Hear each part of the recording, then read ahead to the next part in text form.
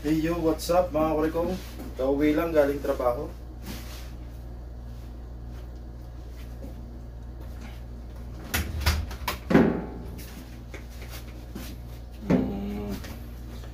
Chusok po ngayon, unboxing po tayo ng pinakamalaki kong gift set na naranasan na binigay sa akin ng amo ko sa tanan ng buhay ko dito sa South Korea. Plus, may pera pa pong binigay. Hindi naman po sa pagyayabang pero first time ko makatanggap ng ganito kalaki. Tara, unbox po natin.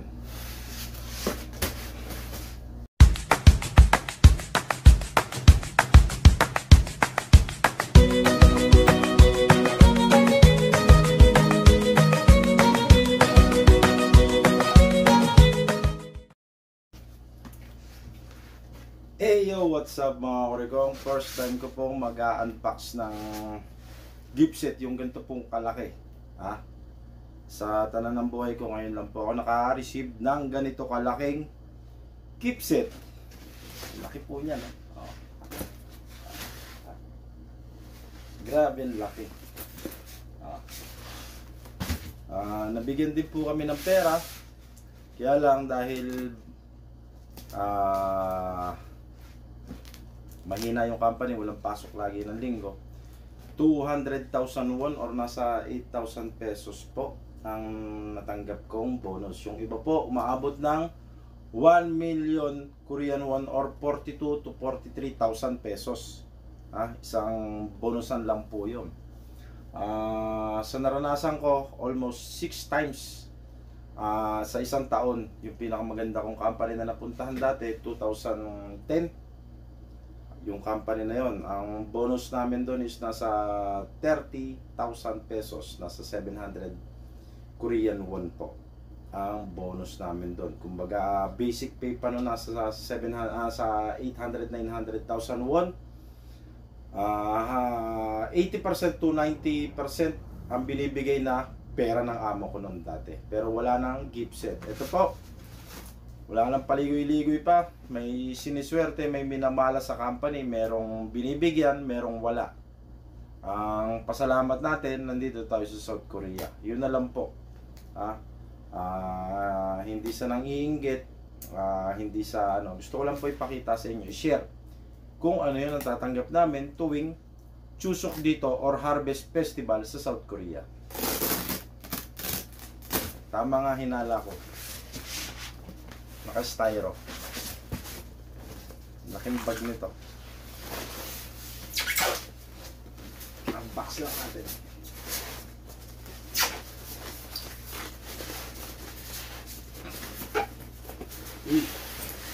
Saglit lang po Ang hirap.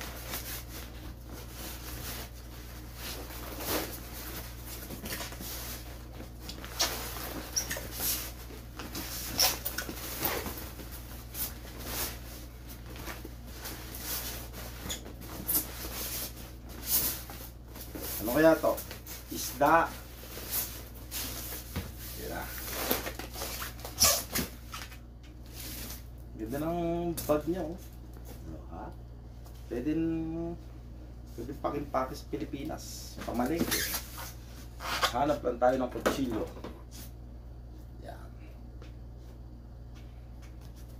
Ito po. Styro. Hansong Chong Song Seto. Buksan lang po natin. Yung iba po prutas, yung iba shampoo, yung iba spam, yung iba toothpaste, toothbrush, mga ganun po natatanggap namin dito. Mga gamit sa bahay, mga blower. Nakatanggap po ako ng dati pang-ahit. Depende po yun sa amo kung galante. May nagbibigay, merong hindi. May galante. Yan na! Wow! Grabe! Ang dami! Yellow, ice pack. Ice pack. Ice pack. Sumunod. Cebu. Fried rice with shrimp. Fried rice with shrimp. Parang etong kakainin namin na 6 days po ang bakasyon ngayon. Ito naman, pugita. Fried rice din po. Pugita. Ako po, puro kanin. Ito, ewan ko anong tawag dito. Roasted tuna mayo. Chomokpap. Yan. Diba? Wow, yummy. Roasted tuna. May tuna po sa loob. Dami. Grabe. Ha? Ito naman, Korean red bean bun. Yung nakikita nyo sa labas sa mga kalye na para siyang piniprito. Yung harina siya na may munggo. Yan. Tinapay po ito. Puro pang microwave. Ito, mando. Special mando. Mando po yan. May karne. Ayan o.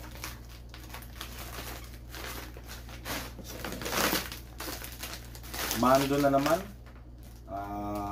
Kimchi flavor. Mando. Puro pang microwave na pagkain. Tapos, ito. Nobi Yani. Ewan ko ano po ito. Ay, parang spam na piniprito. Kabila ano. Ayun nga po, parang spam. Spam. Kabilaan. Tapos, ito, piniprito po ito. Yan. Yan naman po. Grabe, ang daming laman.